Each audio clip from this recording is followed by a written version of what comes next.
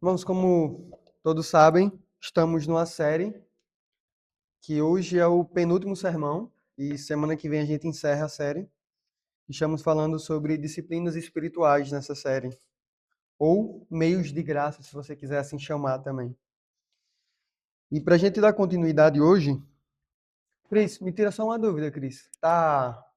Ele tá ligado, tipo, desse jeito que tá aqui, aceso? Tá, valeu. Gente, vamos abrir nossas Bíblias em Lucas, capítulo 10. Versos 38 a 42. Lucas, capítulo 10, versos 38 a 42. Lembrando que a gente usa a NVT aqui, tá? Nova versão transformadora. É a que está sendo projetada também. Mas, obviamente, se você trouxe Bíblia, gosta de acompanhar também, no decorrer do sermão, acompanhe também na sua Bíblia. Valeu, Cris. Lucas, capítulo 10, versos 38 a 42.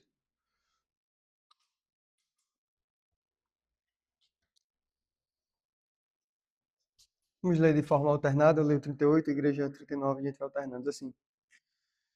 Jesus e seus discípulos seguiram viagem e chegaram a um povoado onde uma mulher chamada Marta os recebeu em sua casa. A igreja?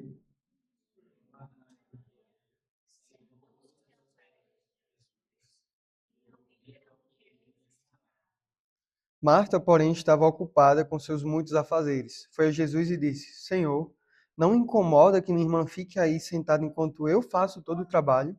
Diga-lhe que venha me ajudar.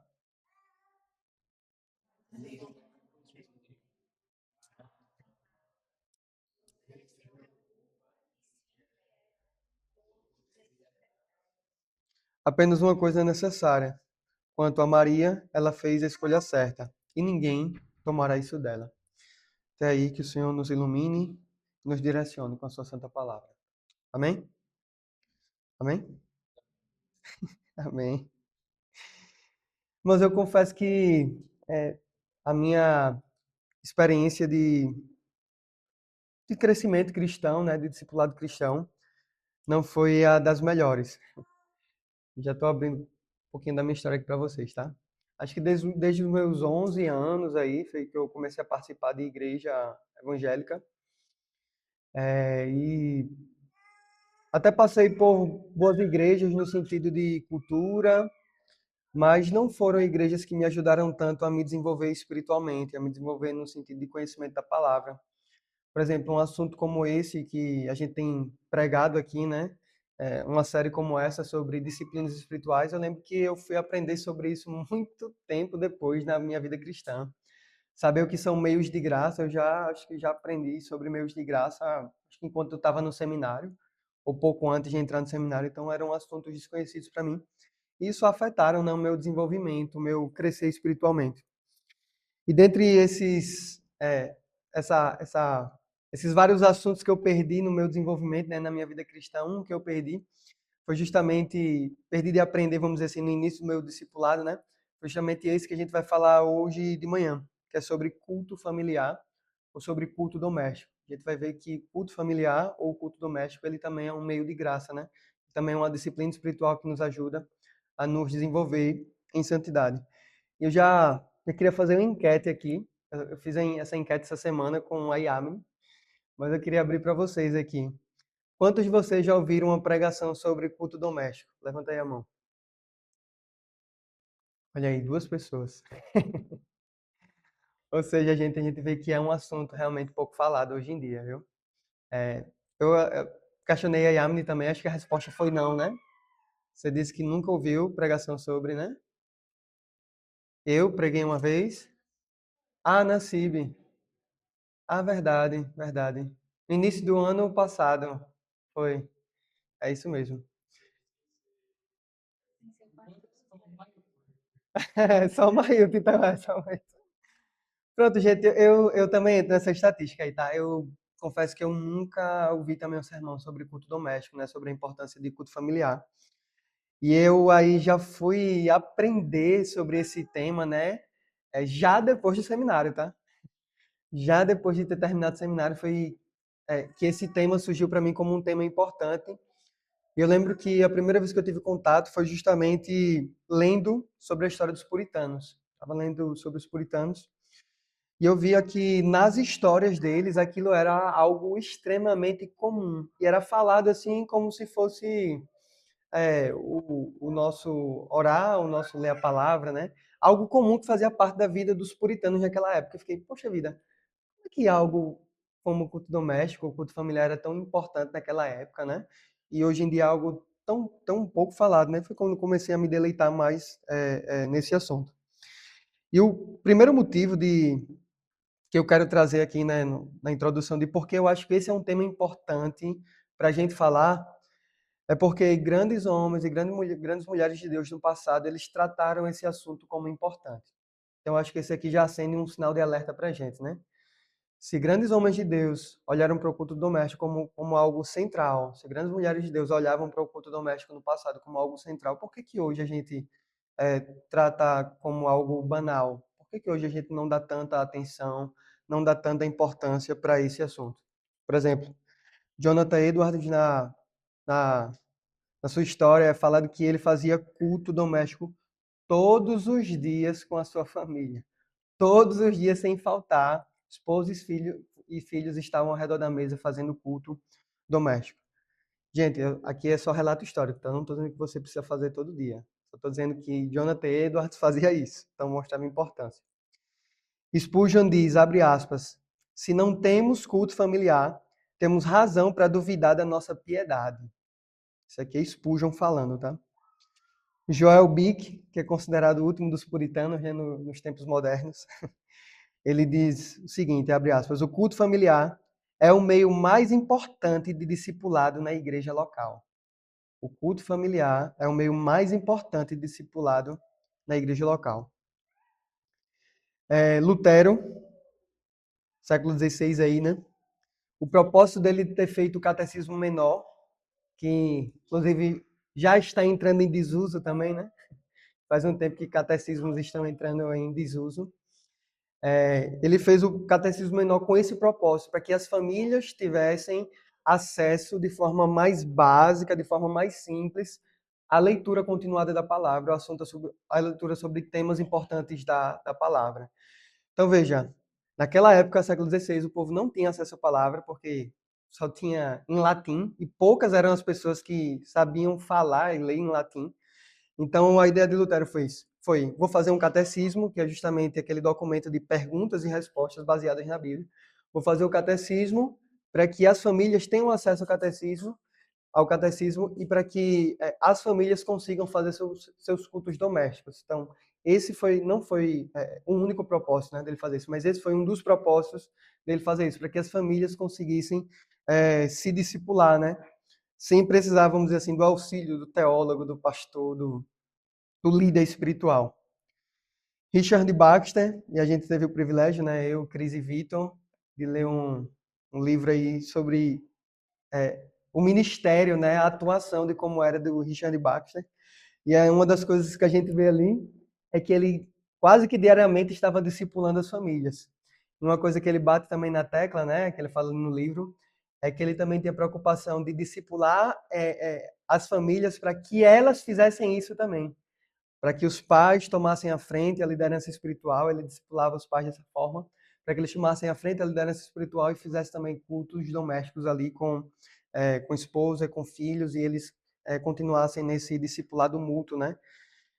E só lembrando aqui, tá, gente, que Richard Baxter foi aquele homem, não sei quantos aqui têm contato com a história dele, foi aquele homem que pegou uma igreja aí com seus 50, 60 membros, numa cidade pequena, e só pelo discipulado, tá, gente? A igreja dele não tinha nada de diferente, não. Só tinha os cultos, 2 cultos por semana, que ele fala lá no livro, né?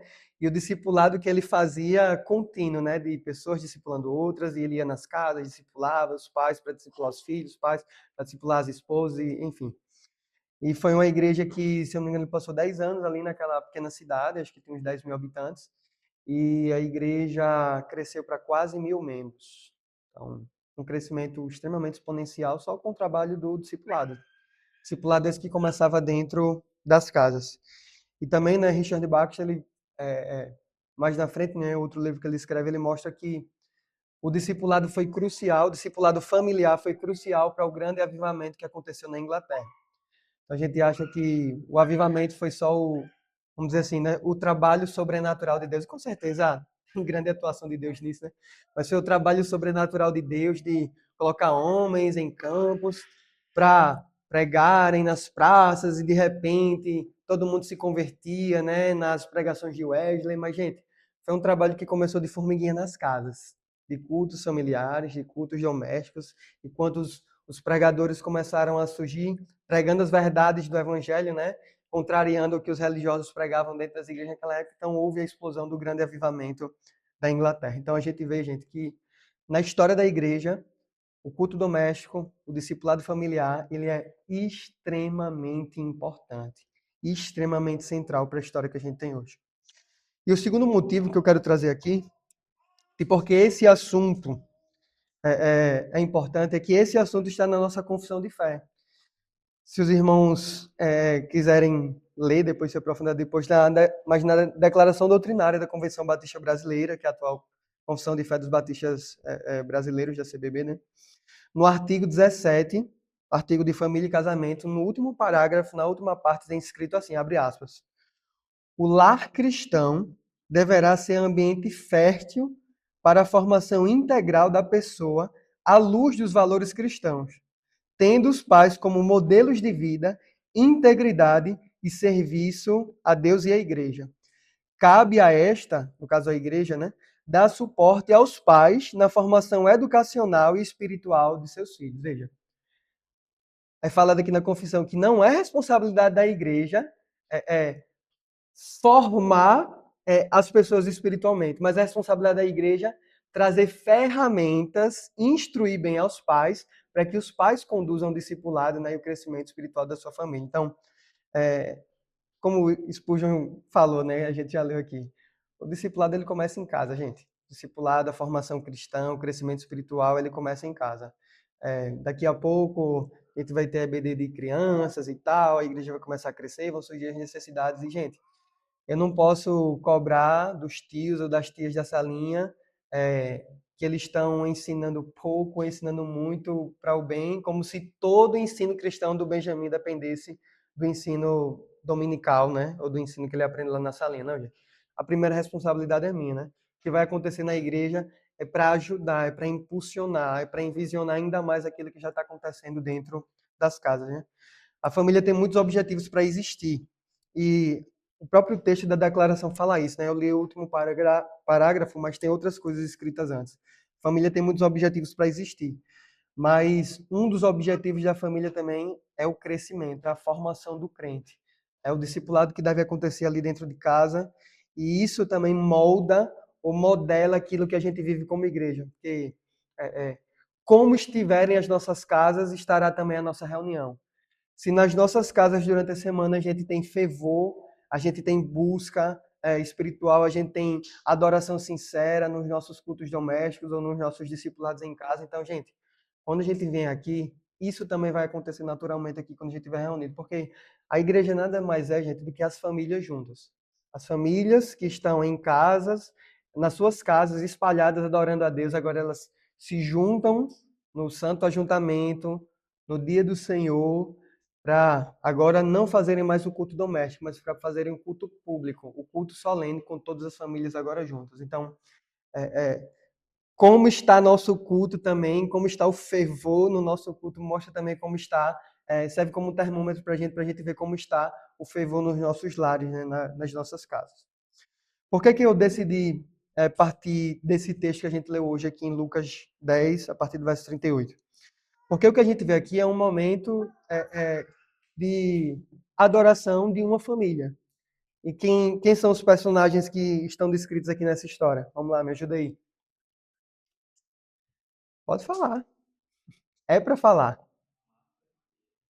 Marta, Maria, mas quem? Jesus, pronto.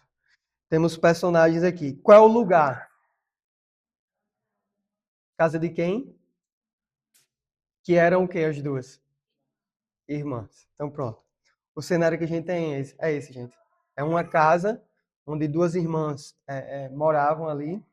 e elas trazem Jesus para dentro da sua casa aquele ambiente se torna um ambiente de culto.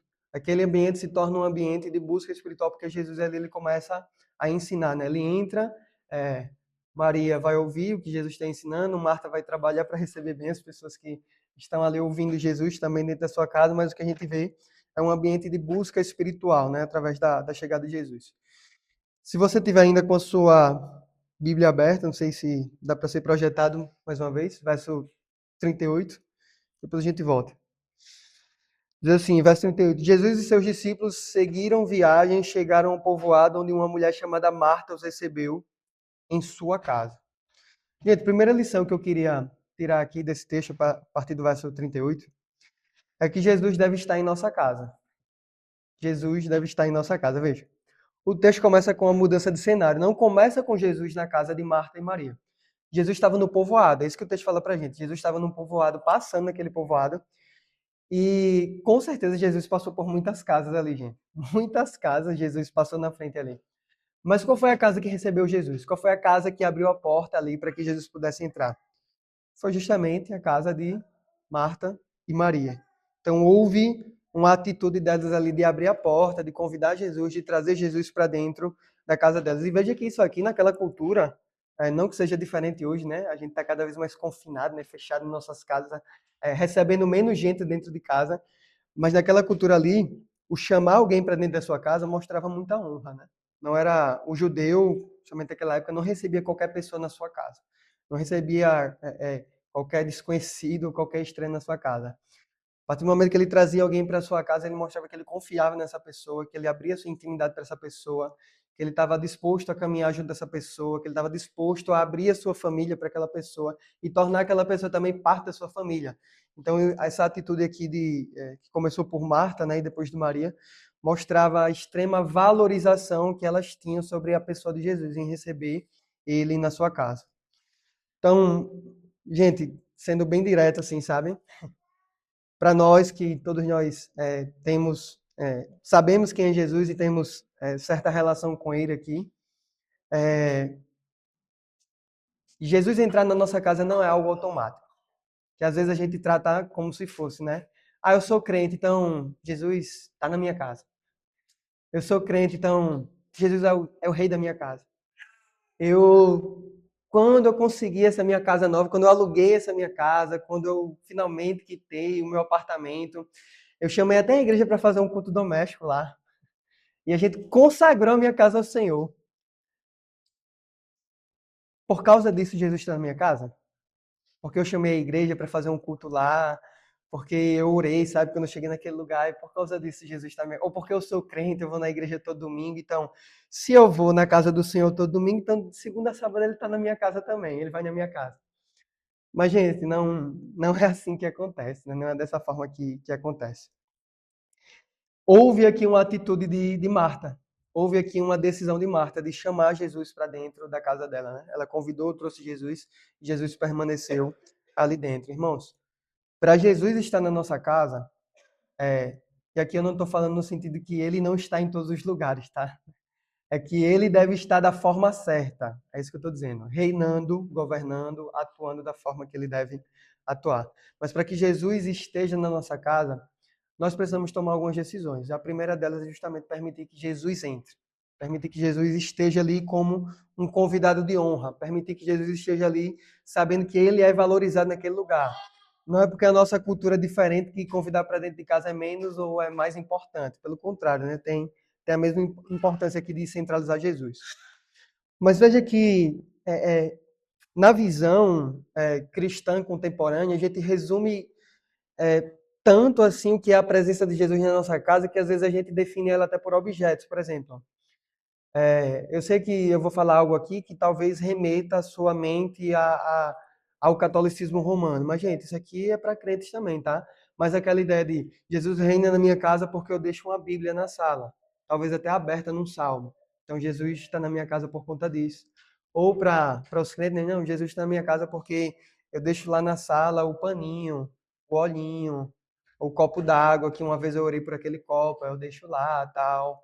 Gente, Jesus não está na nossa casa por conta disso, né? Por conta de objetos, nem mesmo por conta da palavra. Porque, gente, Jesus está na palavra, mas se ela não for lida, eu não vou conhecer o Jesus da palavra. Jesus da palavra não vai reinar na minha casa, não vai governar na minha casa, não vai direcionar a minha casa. Veja que a obra de Jesus e a pessoa de Jesus é muito grande para a gente resumir para essas coisas, né? Resumir para um pano, uma água, um livro que nunca é lido e fica por isso mesmo. Quem é Jesus, gente? Quem é Jesus? A gente até teve lá no PG, né? Falou bastante sobre essa questão de quem é Jesus e o que ele fez, né? Mas quem é Jesus? Jesus é o próprio Deus e Jesus é o Filho de Deus, que veio fazer o quê? Veio morrer no nosso lugar, tomou o nosso jugo e o nosso pecado. Ele não só morreu, mas ele ressuscitou o terceiro dia, mostrando que ele era poderoso o suficiente para vencer não só o meu pecado, mas os pecados de toda a humanidade, inclusive vencer o mal. E essa vitória que ele conquistou na cruz, ele deu de graça para a gente. Jesus é aquele que viu que a gente estava saindo das nossas casas e caminhando, não só para o nosso trabalho, estudo, faculdade e afazeres, mas a gente estava saindo das nossas casas todos os dias e caminhando rumo ao inferno, para a condenação. Mas Jesus decidiu mudar essa nossa situação pela entrega dele. E agora a gente sai das nossas casas todos os dias, não só para trabalho, faculdade e afazeres, mas a gente sai das nossas casas todos os dias sabendo que a gente está caminhando agora rumo à casa de Deus. A casa eterna de Deus. Eu não estou falando casa de Deus, templo religioso, tá? Estou falando da casa, a habitação celestial do Senhor. Por causa da entrega de Jesus, nós somos recebidos no lugar da habitação dele. Por causa da entrega de Jesus, ele nos recebe agora, gente, como os convidados de honra na casa eterna dele. Veja, gente, a importância da casa, né? Ou das casas para a história da redenção. Gente, não é pequeno demais a gente ver tudo isso que Jesus fez e a gente tentar resumir a estadia ou a presença de Jesus na nossa casa através de objetos, objetos simbólicos, objetos que no final não representam nada, porque nem para a gente aqueles objetos representam, não mudam nada na nossa vida. Gente, esse evangelho é muito precioso para a gente resumir a coisas tão pontuais assim, né? Esse evangelho é muito precioso para a gente não permitir que Jesus não seja o convidado de honra na nossa casa. Para Jesus, de fato, ser presente na nossa casa ou estar presente na nossa casa, o que a gente não precisa é de objetos ou atitudes pontuais que a gente tomou há 5, 10, 15 anos atrás. O que a gente precisa, gente, é organizar agora a nossa vida doméstica, reorganizar a nossa vida do lar, colocando Jesus como o centro. É organizar a nossa vida em torno de Jesus. Então, primeira lição, através do verso 38, Jesus deve estar em nossa casa. Jesus deve estar em nossa casa. Segunda lição, verso 39. Verso 39 diz assim: sua irmã, Maria, irmã de Marta, né? Sentou-se aos pés de Jesus e ouvia o que ele ensinava. Então aqui a outra personagem entra em cena, que no caso é Maria, até então só tinha fala de Marta e de Jesus, e dos discípulos também, né? Mas agora Maria entra em cena. Então, irmãos, segunda lição que a gente tira aqui é que em nossas casas nós devemos aprender de Jesus. Nós devemos aprender de Jesus também nos nossos lares. Veja, na segunda cena, a personagem que surge aqui, que é Maria, ela está fazendo o quê, gente? Ela está sentada aos pés de Jesus. Ela está sentada aprendendo de Jesus. E parece, gente, uma, uma descrição somente histórica. Aconteceu dessa forma. Parece que é somente uma descrição de algo que aconteceu.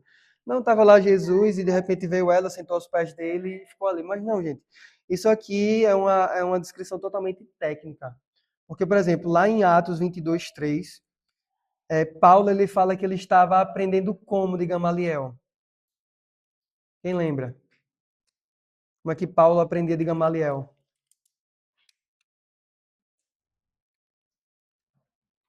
Ninguém lembra? Pode falar, então. Isso, exatamente. Paulo fala isso, né? Que ele aprendia aos pés de Gamaliel. O que é que representa isso, gente? É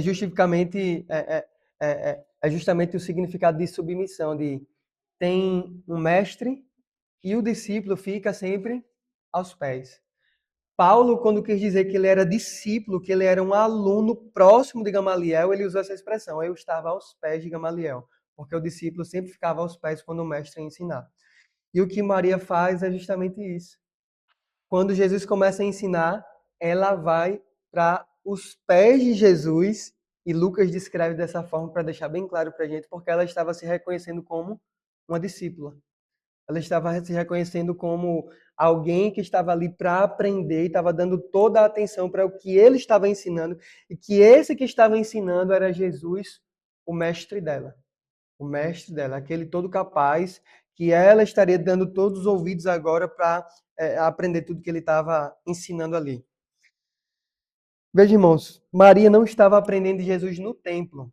Não foi no templo essa lição. Foi aonde? Em casa. E na casa dela. Maria estava aprendendo de Jesus dentro da casa dela. Irmãos, os nossos ambientes domésticos, as nossas casas, precisam ser um lugar de crescimento espiritual. É na nossa casa que a gente deve aprender de Jesus. É na nossa casa que a gente deve estar aprendendo aos pés de Jesus. O culto é muito importante. A exposição bíblica dominical é muito importante. E é inegociável para a gente, inclusive, ter, né, gente? A gente não nunca. É, de aqui, pelo menos eu posso falar por mim, tá? Mas enquanto eu estiver aqui, a gente nunca vai trocar a pregação dominical pelo teatro. A gente nunca vai trocar a pregação dominical pela pantomima. E eu não estou dizendo que o teatro e a pantomima é errado, tá? Pelo contrário, a gente pode ter em outros momentos, mas a gente nunca vai trocar a pregação da palavra por coisas que são paralelas a isso, tá? Por coisas que não tem tanta centralidade como isso que a gente vê nas Escrituras. Mas veja, não é porque a gente tem boa pregação da palavra no domingo, não é porque a gente tem uma ótima e excelente classe de escola bíblica, que durante a semana a gente não precisa mais aprender de Cristo em nossas casas. Não, gente. São coisas distintas. A gente precisa e deve querer ter uma pregação fundamentada na Bíblia, no domingo. A gente precisa e deve querer ter um ensino verdadeiro na escola bíblica, nos nossos pequenos grupos. Mas a gente também precisa e deve querer ter uma casa que aprenda de Jesus. Quando o pastor não está lá, quando o líder do PG não está lá, quando a igreja não está lá, quando eu estou lá sozinho ou quando eu estou lá com a minha família. Eu preciso querer, eu preciso tratar isso como importante, como central, como crucial, e que a minha casa seja um lugar onde eu aprendo de Cristo. Domingo eu aprendo muito de Jesus, mas na segunda eu também preciso aprender de Jesus em casa. Na terça eu também preciso aprender de Jesus na minha casa. Durante toda a semana eu também preciso aprender de Jesus na minha casa. Junto com a minha esposa, caso eu tenha, junto com meu marido, caso eu tenha. Se eu estiver sozinho, a começar por mim agora, enquanto eu estou sozinho, porque, gente, não é mágica, tá? Quando a gente casar, aí, ou quando os meus pais se converterem, aí sim vai ser melhor, vai ser mais fácil o culto doméstico. Meu irmão, se só tem você de crente na sua casa, ou se você mora sozinho, comece com você. Porque não vai ser a mágica que virou de chave, casei, mudou a realidade e tal, você vai se converter, pronto. Agora todo mundo vai fazer culto doméstico todo dia, ou a gente vai fazer culto doméstico uma vez por semana, e tá tudo certo, tá tudo resolvido. Não, meu irmão, comece agora. Comece a fazer isso agora, comece a aprender de Cristo sozinho agora, comece a aprender de Cristo da forma que você está, sendo só você crente, sendo só você seu irmão crente, só você seu pai, não sei qual a sua realidade, mas comece a fazer isso agora. Porque nós só teremos uma igreja centrada em Cristo, e lembrando que esse é um pilar nosso como igreja, tá? Nos valores da nova cidade, você vai ver lá que o nosso segundo valor é ser uma igreja o quê? Cristocêntrica. Vitor está bem afiado, muito bem, Vitor. Vitor está bem afiado ali. Nosso segundo pilar é ser uma igreja cristocêntrica, nosso segundo valor. Mas, irmãos, a gente não vai ser uma igreja cristocêntrica se a gente colocar lá no nosso cardzinho ou lá na bio do Instagram e porque a gente botou lá, tá muito bonitinho. Ah, agora a gente é uma igreja cristocêntrica por causa disso. Não, gente, não vai acontecer assim, né? Nós só seremos uma igreja cristocêntrica se os nossos lares forem cristocêntricos. Nós só teremos uma igreja cristocêntrica se cada lar que está aqui hoje junto, mas que amanhã vai se dividir, vai cada um para sua casa daqui a pouco também, né? Se cada lar aqui tratar como Jesus o centro da sua casa, se eu trato Jesus como centro da minha casa, o Cris, a Lívia, o Heitor, o Ítalo, o Vitor, enfim, todos nós aqui. Quando a gente estiver reunido, gente, Jesus também vai ser o centro dessa igreja, porque essa igreja é formada pelas famílias juntas. Essa igreja é formada pelos lares juntos. Se Jesus for o centro da nossa casa, então Jesus também vai ser o centro da nossa igreja. Amém? Então, segunda lição, devemos aprender de Jesus também em nossa casa. E terceira e última lição, versos 40 a 42. Deixa eu abrir aqui para ler, diz assim: Marta, porém, estava ocupada com seus muitos afazeres. Foi a Jesus e disse: Senhor, não incomoda que minha irmã fique aí sentada enquanto eu faço todo o trabalho? Diga-lhe que venha me ajudar. Gente, parece que é outra Marta aqui já, né? De 2 versos mudou completamente, né? Marta, de repente, abre a porta para Jesus e diz: Não, Jesus, entre, seja bem-vindo à minha casa e tal. Aí, quando vai chega no verso 40, Marta tem a coragem de criticar a irmã e cobrar de Jesus, ó. Que ousadia, né? Aí, o verso 41 fala pra gente: Mas o Senhor respondeu: Marta, Marta, você se preocupa e se inquieta com todos esses detalhes. Apenas uma coisa é necessária. Quanto a Maria, ela fez a escolha certa e ninguém tomará isso dela. Gente, isso aqui mostra é, é, até uma sobrecarga emocional de Marta aqui, né? Ela, Jesus está na casa dela, e ao invés de ela aproveitar aquele momento, ela se alegrar com aquilo, ela se deleitar naquilo, ela está preocupada, ela está agitada, ela está inquieta, ela está crítica, ela está reclamona, ela está cobrando até Jesus, ela não cobra nem só a irmã aqui, né? Jesus, minha irmã está aí, você não fala nada. Eu lá trabalhando sozinha, aí a crítica é para a irmã, que a irmã não faz nada, né? A irmã é a faz nada, mas a crítica é para Jesus também, que ele acoberta, olha que negócio, faz ousada, né? Você permite, você deixa Jesus e ela ir, tal, enquanto eu tô lá trabalhando sozinha. E veja que assim, gente, a reclamação de Marta, ou a crítica de Marta sobre Maria, não é uma crítica sobre pecado. Ela não chega assim dizendo, ó, você tá aí acolhendo minha irmã, que é uma mentirosa, que é uma pecadora, que fez isso, que fez aquilo, que... Não, a crítica dela é que ela está sobrecarregada no trabalho. Ó, Jesus, eu estou trabalhando, estou fazendo as coisas lá dentro, minha irmã está aqui, pode me ajudar. E, poxa, o senhor não deixa ela vir aqui me ajudar, tal, o senhor permite ela estar aí. Veja, é uma crítica até importante. É uma crítica importante. É como aquela questão de ter somente uma pessoa trazendo aqui para o culto, né? Ter somente uma pessoa na escola bíblica, ter somente um professor e de repente o professor faz aquela queixa para o pastor, né, para a igreja.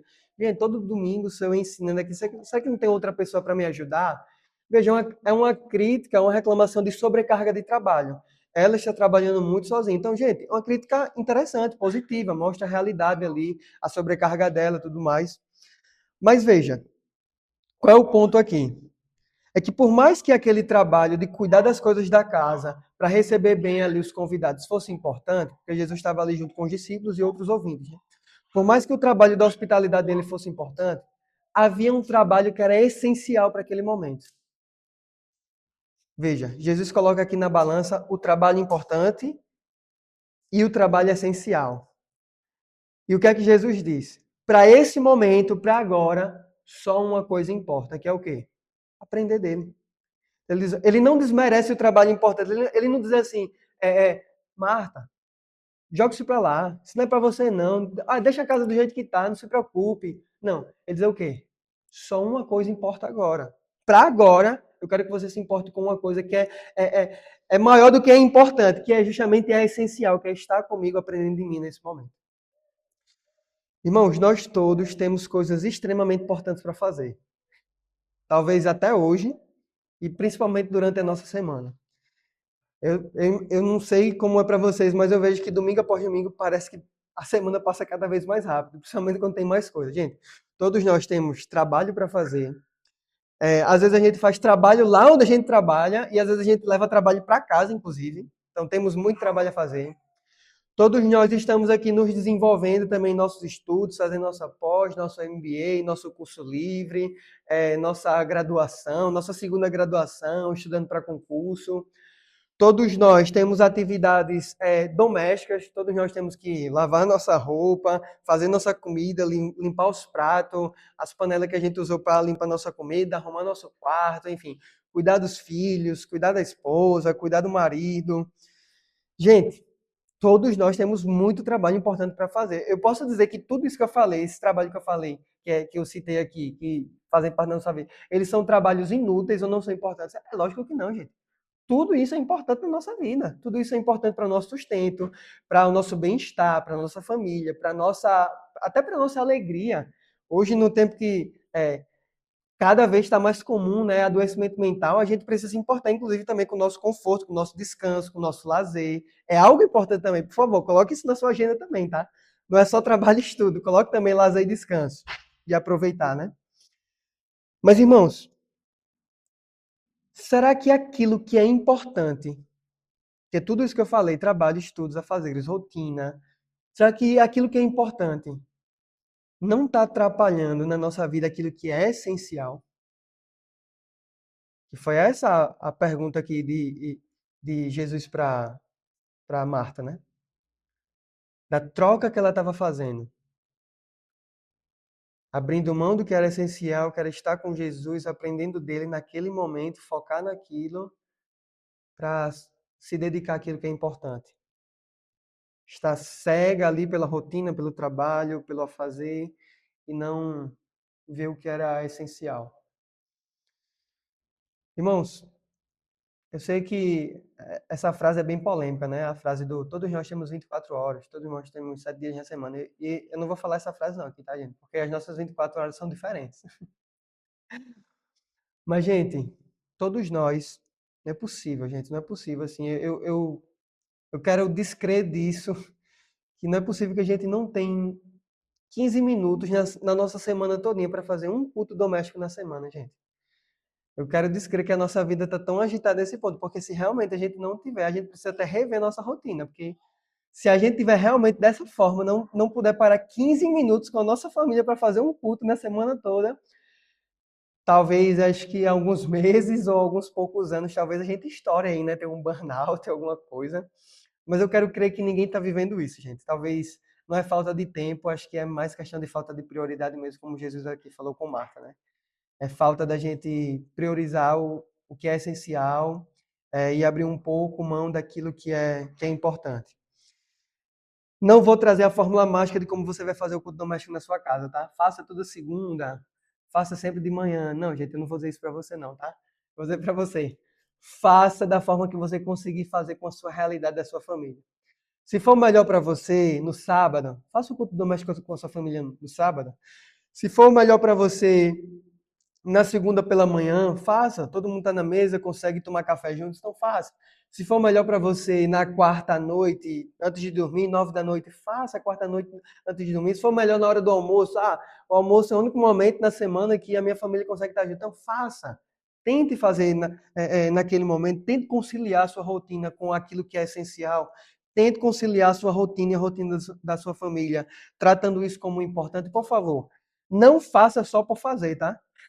Não faça porque você ouviu a pregação de hoje de manhã e, eita, o pastor falou, agora ele vai cobrar, então tenho que fazer. Não, por favor, não faça por isso.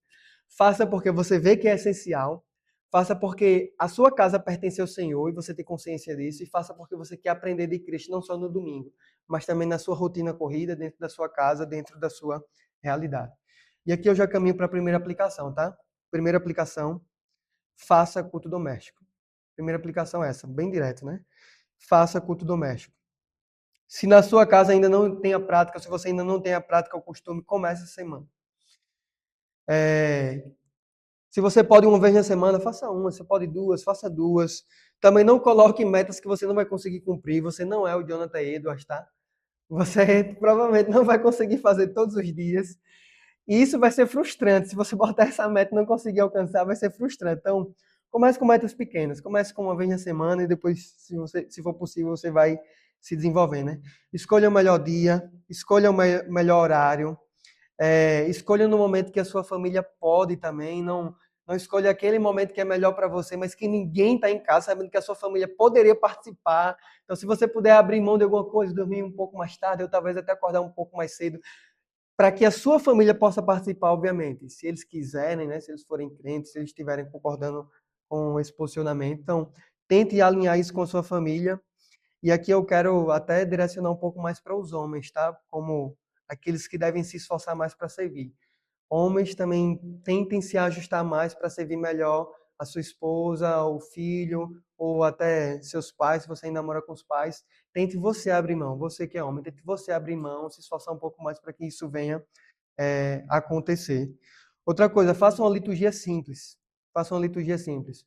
Ore, cante um louvor, seja você sozinho ou com a sua família ou com outras pessoas. Ore, cante um louvor e leia uma porção da palavra. Gente, só precisa disso, tá? Oração, canta um louvor e lê a palavra. Ah, pastor, eu não sei cantar, eu não sei tocar, eu não tenho instrumento em casa. Meu irmão, bota aqui no Spotify, pode botar aqui no celular, você pode botar na TV, você pode botar na Alexa, bota lá a música, acompanha. Você pode pegar até a playlist, toda semana é lançada, né, playlist lá no grupo e no Instagram da igreja. Você pode escolher as músicas que a gente cantou aqui no domingo. Você pode pegar a própria liturgia do domingo e replicar durante a semana na sua casa. E aqui eu quero já incentivar algo para você. Eu falei do Catecismo Menor de Lutero, né? Aí o Christian vai abrir um sorrisão agora, né? Eu vou falar também para você, se você quiser, use a ferramenta do Catecismo, que ela é muito boa. Ela ajuda a gente a introduzir isso, porque ela é bem simples, é muito simples ali. A gente tem uma pergunta, a gente tem uma resposta e a gente tem versículos bíblicos embasando aquela resposta. Então, se você não tem tanto domínio da escritura, se você não tem tanta profundidade na escritura, e já dentro para você, tá? Não precisa fazer pregação expositiva durante a sua semana na sua família. Você pode ler o catecismo, você pode sentar com a sua família, ler o catecismo. A gente parou de usar agora nos pequenos grupos, né, o Catecismo Nova Cidade, mas aqui a pregação que eu estou incentivando você a dar continuidade à leitura do catecismo durante a semana na sua casa. Veja, o Catecismo Nova Cidade ele já é projetado para isso. Cada lição daquela é pensada em uma semana do ano. Se você ler cada pergunta, cada resposta que está ali bem dividido, você vai completar o ano todo com pelo menos um culto doméstico na sua casa. Então, você pode dar continuidade ao catecismo que você tem ali assunto para o ano todinho. E você, obviamente, quando chegar ano que vem, provavelmente você não vai lembrar das perguntas e respostas, não. Então, você retoma. Para ir inculcando na sua mente, inculcando na mente da sua família e também daqueles que estão ao seu redor, né? Então, incentivo você, faça uso do catecismo. E, gente, é um investimento, veja, é um investimento para a vida, tá? Acho que o Catecismo Nova Cidade hoje deve estar em torno de 30, 40, talvez R$ 50. Você vai usar a vida toda aquilo. E se você quiser, você não precisa nem comprar. Você digita assim no Google, Catecismo Nova Cidade. Tem lá, gente, o site, tem um aplicativo também gratuito. Você tem a pergunta, você tem a resposta, você tem um comentário de dois autores, um autor do passado, um pastor do passado e um pastor mais atual, explicando também sobre aquela pergunta, aquela resposta, aquele versículo bíblico. Então, você tem uma grande ferramenta aí para você usar para o seu culto doméstico. Então, eu incentivo você a isso. Então, primeira aplicação, faça culto doméstico. E segunda e última aplicação, é que eu caminho para encerrar, receba Jesus de verdade em seu lar e em sua vida. Receba Jesus de verdade em seu lar e em sua vida. Veja, foi Marta quem chamou Jesus para entrar na casa dela, mas foi Marta também que foi se ocupar e deixou Jesus sozinho. Então, veja, gente, como se torna uma decisão meio atitudes meio contraditórias, assim, né? É que nem aquela questão que eu falei no início, né, do crente dizer, não, quando eu comprei minha casa, quando eu aluguei minha casa, eu chamei a igreja para ir lá fazer um culto de gratidão, tá? Mas já passou 5 anos desse culto de gratidão. Depois disso, quantas vezes Jesus realmente esteve presente lá, foi o centro daquele lugar, reinou, ensinou? Então, gente, a nossa atitude não deve ser essa atitude de Marta, né? De, entre aspas, chamar Jesus, dizer que Jesus é presente, mas não dar valor nenhum para Jesus, né?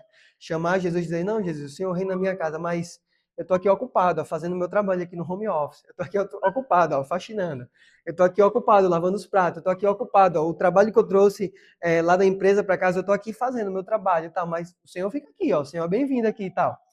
Gente, são coisas que não se encaixam muito, né? Não batem muito. Olhe para Jesus como um convidado de honra da sua casa e olhe para Jesus como um convidado de honra da sua vida. Quando eu falo aqui convidado de honra, é para você olhar para ele como Maria fez. Olhar para ele como aquele que está reinando e, se for preciso, você para o que é importante para estar aos pés dele, dizendo que ele é o discipulador, que ele é o mestre, que ele é quem está guiando, que eu posso sim, em alguns momentos, parar o trabalho importante para me dedicar àquilo que é essencial. E com certeza, gente, Jesus é a coisa mais essencial da nossa vida. Você pode pensar aí nos seus filhos, você pode pensar no seu marido, na sua esposa, no seu trabalho, no seu sustento, no seu dinheiro, nas contas que você tem a pagar, mas, gente, não tem nada mais essencial do que Jesus, nada. Tire Jesus que você vai ver que todas essas outras coisas não fazem sentido nenhum. Tire Jesus da sua história, da sua vida. Tire Jesus do seu casamento, que ele vai ruir. Tire Jesus da criação dos seus filhos, que ele vai ruir. Tire Jesus da sua saúde, e você vai ver que você não vai ter condições nenhuma de realizar o seu trabalho. Tire Jesus das suas finanças, que você vai ver que você gasta só para você. Tire Jesus do seu lar, que você vai ver o quão egoísta você é em pensar só em você na sua casa. Então, gente, tirar Jesus é mostrar que a nossa vida realmente não tem sentido nenhum. O que Jesus está dizendo para a gente aqui, através da história de Marta e Maria, é que não tem problema não, gente. Às vezes a casa pode ficar um pouquinho bagunçada. Mesmo quando tem visita, pode ficar um pouquinho bagunçada. Mas o que a nossa casa não deve ter é sujeira espiritual. O que a nossa vida não deve ter é sujeira espiritual. E o único que pode passar essa vassourinha é Jesus. Ele é o único que pode limpar a nossa casa, mesmo que visualmente ela esteja um pouco suja, desorganizada. E isso aqui é bem direcionado para a Yamile também, viu?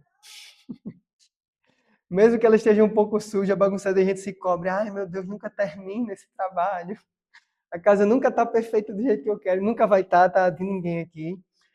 Mas a nossa maior busca, né, não é para ela estar nos trinques ali brilhando. Ela está cheia da presença do Senhor Jesus Cristo.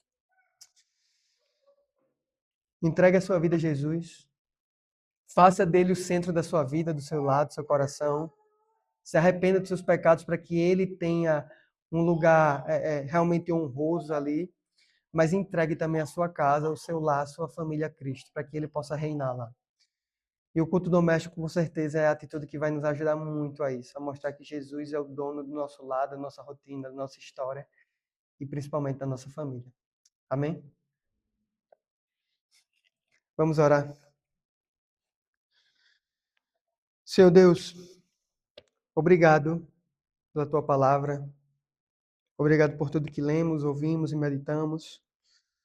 Obrigado porque a tua palavra é viva, é verdadeira, é eficaz. Ela nos alimenta, mas ela também nos transforma, Deus. Ela nos exorta, mas ela também quer nos moldar. Pedimos, Deus, que tudo que ouvimos essa manhã que seja tornado em algo prático. Que tudo que aprendemos pela tua palavra essa manhã, que seja de fato encarnado, vivido em nossas vidas. E sozinhos sabemos que não conseguimos, Deus. Sozinhos sabemos que não somos capazes de fazer isso. Por isso que oramos ao Senhor, pedindo o teu auxílio, pedindo a tua ajuda. Deus, que a gente faça do Senhor o centro da nossa vida. Que a gente faça do Senhor o centro da nossa história. Que o Senhor seja o centro do nosso coração, dos nossos pensamentos, das nossas atitudes. E pedimos também, Deus, que isso seja realidade em nossa casa. Que o Senhor seja o centro do nosso lar. Que o Senhor seja o centro da nossa família. Que o Senhor tome as decisões que ali acontecem, que o Senhor governe a gente nos momentos, governe nossos lares nos momentos de alegria, de felicidade, mas que nos momentos de tristeza, de angústia, que até nos momentos de briga e discussão, Deus, que a gente lembre que o Senhor está ali reinando, que a gente se comporte como crentes ali dentro da nossa casa, Deus. Nos ajuda, Deus, a tomar essa decisão tão importante e que precisa ser recuperada nos dias de hoje, que é a decisão de ter a prática do culto doméstico, ter a prática do culto familiar, Deus. Como isso foi importante na história do teu povo, Deus. Como isso foi importante na história da igreja. Como isso fez diferença nas igrejas do passado. E pedimos, Deus, que o Senhor faça o mesmo hoje também. Que os nossos discipulados não comecem na escola bíblica, que os nossos discipulados comecem com as famílias em casa, lendo a tua palavra, meditando na tua palavra. Que os nossos filhos sejam bem formados não só pelos professores da escola bíblica, da salinha, mas que os nossos filhos sejam bem formados a começar por nós que somos pais, que as nossas esposas sejam bem instruídas, que os maridos que estão aqui que tenham a humildade para serem exortados pelas suas auxiliadoras. Senhor, que as nossas famílias tenham o Senhor como centro, aquele que está reinando. E nos ajuda a fazer isso também, Deus, através do culto. que o culto que a gente celebra aqui dominicalmente, que o culto solene, que o culto público que a gente faz aqui, Deus, que ele seja reflexo do nosso culto doméstico, familiar, aquilo que a gente está fazendo durante a semana, Deus. Senhor, reina em nossas vidas, reina em nossos lares, que a nossa postura, Deus, seja olhar para o Senhor como o grande mestre que está pronto a nos ensinar aqui em casa e que nós olhemos para a gente como aqueles que devem estar aos teus pés, aprendendo do Senhor. E se necessário for, que a gente abra mão do trabalho que é importante. Que a gente abra mão daquele trabalho que muitas vezes a gente considera que é impossível não fazer. Mas Deus nos faz abrir mão. Nos faz abrir mão para que a gente olhe para estar aos pés do Senhor como o trabalho é essencial e mais importante do que todos os outros. Nos ajuda, Deus, a viver isso. Em nome de Jesus. Amém.